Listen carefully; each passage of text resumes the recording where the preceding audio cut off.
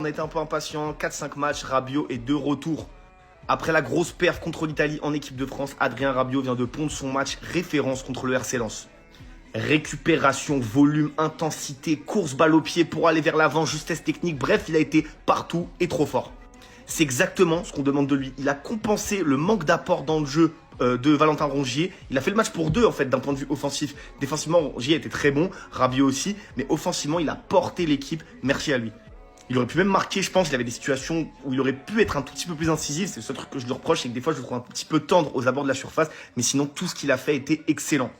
Ça doit être cette pièce maîtresse que l'OM a besoin dans le cœur du jeu, les gars. Et aujourd'hui, on l'a vu qu'il est à ce niveau-là, il y a très peu de milieux en Ligue 1 qui peuvent le regarder. Bravo à Adrien Rabiot. Dites-moi ce que vous avez pensé de son match en commentaire, les gars. Pour moi, même s'il y a eu d'autres bons joueurs sur la pelouse aujourd'hui, Adrien Rabiot est l'homme du match et de très très loin cet après-midi. À chaque fois qu'ils en ont une à domicile, ils réagissent toujours très bien à l'extérieur. Alors que depuis le début de la saison, les déplacements à l'extérieur ont été très difficiles pour l'OM. Et à chaque fois, ils les ont gagnés. 7 matchs à l'extérieur cette saison, 6 victoires. Dont des victoires à Lens, des victoires à Lyon, qui sont vraiment pas faciles. Victoire à Brest également. Alors que si on compare au bilan à domicile, il y a une victoire en 5 matchs.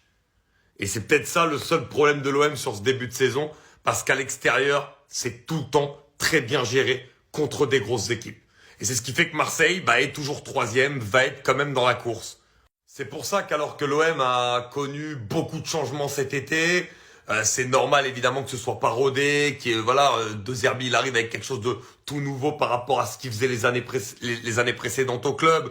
Du coup, il faut une période d'adaptation et malgré tout, il y a quand même des victoires à l'extérieur contre des équipes importantes de notre championnat qui sont importantes et qui donnent beaucoup d'espoir à la saison des Marseillais.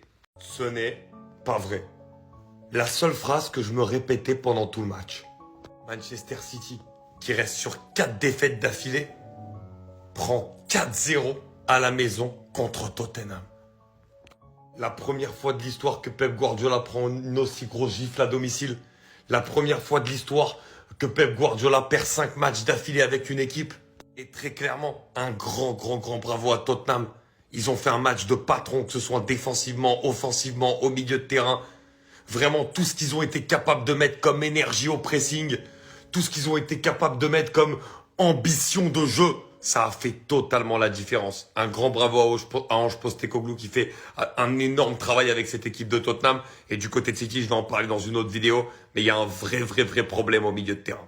Dans ce show, où il a montré et présenté son ballon d'or à son public, il a montré à quel point il était indispensable à cette équipe, les gars.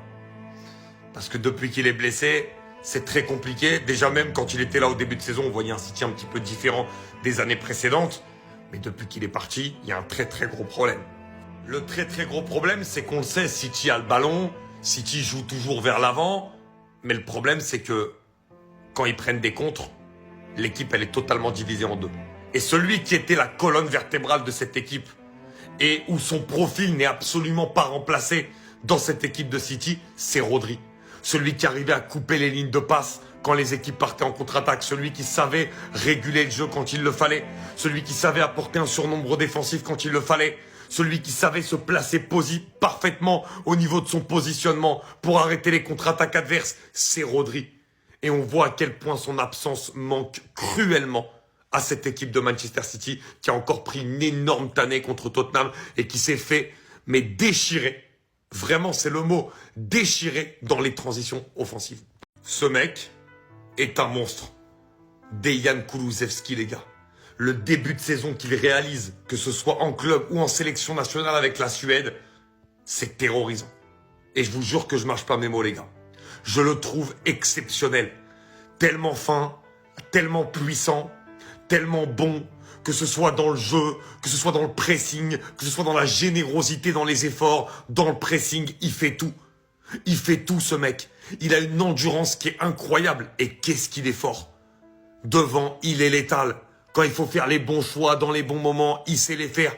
Quand il faut revenir et dépresser pour aider son équipe, il le fait. Il court, il se ménage jamais. Mais c'est un joueur tellement beau à voir jouer. Et qui a un profil tellement hybride. En plus, il peut jouer sur le côté, que ce soit à droite comme à gauche. Il peut jouer en numéro 10, il peut jouer en faux 9. Et on parle quasiment pas de ce mec, mais son début de saison est phénoménal. Et son match contre City résume exactement toutes les qualités que je viens de vous exposer que ce joueur possède en lui. C'est incroyable. Merci mon petit d'être revenu parmi nous. Merci mon petit de montrer tout ton talent. Merci mon petit de nous montrer toute ton énergie. Merci mon petit de te dépenser autant pour l'équipe. Merci mon petit de nous offrir des émotions totalement folles. Merci mon petit d'afficher déjà un tel niveau pour une première titularisation après 1 an de blessure. Merci mon petit de courir partout. Merci mon petit d'être toujours là pour aider tes coéquipiers au pressing. Merci mon petit pour l'agressivité que tu mets dans un match. Merci mon petit. Le match de mon petit Gavi, exceptionnel. Pour un retour, pour une première titularisation alors que t'as pas joué depuis 1 an. Enfin que t'as pas été titulaire depuis 1 an. C'est vraiment exceptionnel. Vous avez vu en plus l'action là de la tornade où il met le joueur dans le vent. Tu vois aussi un peu la connexion qu'il arrive à avoir avec Casado, avec Pedri. Tu vois que ça commence à revenir alors qu'il vient tout juste de revenir de blessure. Ce mec-là, on l'a dit, avec Hansi Flick, vous allez voir. Comment le Barça a pu laisser filer ce match-là, les gars? À 10 minutes de la fin, le Barça menait 2-0. Le Barça avait plutôt bien maîtrisé son match. Le Barça était tranquille et il y a eu quelques erreurs. Notamment d'Hansi Flick. Vous savez que, bon, je lui tombe pas dessus, hein, même après ses erreurs, je vais pas lui tomber dessus. Hein. C'est tellement extraordinaire et largement hors norme ce qu'il fait sur ce début de saison que je vais pas lui tomber dessus. Mais tu sors Pedri, alors qu'Olmo est fatigué, fait pas un énorme match, que Casado a déjà un carton. Voilà, t'as un De Jong qui est un peu dans le profil de Casado, tu peux sortir Casado. Gavi, encore que tu le sortes, première titularisation depuis son retour de blessure, je comprends. Mais Casado, il a un carton, tu veux faire rentrer De Jong, t'as du Fermin, sors Olmo, fais rentrer Fermin, fais rentrer De Jong et sort Casado.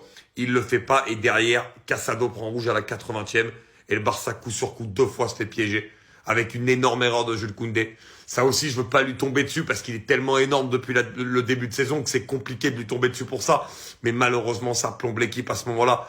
Et c'est dommage parce que là, c'est vraiment 2 points de perdus qui font mal. Malgré le match nul du FC Barcelone, pris d'ailleurs dans les toutes dernières minutes, alors que le Barça menait 2-0, on va encore, comme on le fait depuis le début de la saison, saluer le match de cet homme-là. Le capitaine du FC Barcelone ce soir, qui en l'absence de Lamine Yamal, est repassé à droite, la position qu'il avait depuis très longtemps et dans laquelle il n'était pas très bon. D'ailleurs, c'est depuis surtout son repositionnement à gauche qu'on retrouve le vrai Rafinha. Mais là, à droite, il a été énorme encore. Et ça montre qu'il est en pleine confiance et que peu importe où on va le mettre, il va exceller. Rafinha, c'est devenu un leader. Pas uniquement parce qu'il a le brassard de capitaine, mais parce qu'il fait la différence quand son équipe en a besoin. Et c'est dans ça que je trouve que Rafinha a réellement progressé. C'est qu'il est vraiment incroyable. En plus, qu'il tente beaucoup plus dans le 1 contre 1 que quand il était arrivé avant.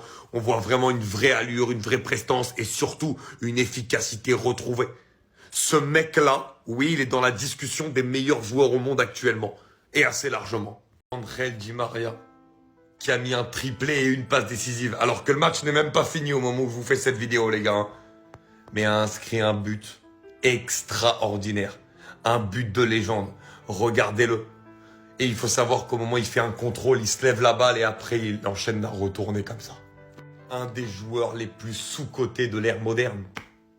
Un des joueurs les plus talentueux, qui a tout gagné, qui a toujours été présent dans les grands rendez-vous, qui est une légende de beaucoup de clubs par lesquels il est passé, notamment le Paris Saint-Germain, où c'est un des joueurs les plus fiables parmi les stars qui sont passés par ce club-là, et qui termine la boucle en allant au Benfica, en étant énorme à chaque fois. Aujourd'hui, il a 36 ans, il est plus trop titulaire, mais quand il vient, il fait toujours du bien. Et ce but-là est un de ses plus beaux en carrière, alors qu'il est sur la fin de la carrière, qu'il a tout gagné. Mais simplement parce que c'est un amoureux de football et qui s'amuse. Angel Di Maria. Quel but, quelle leyenda.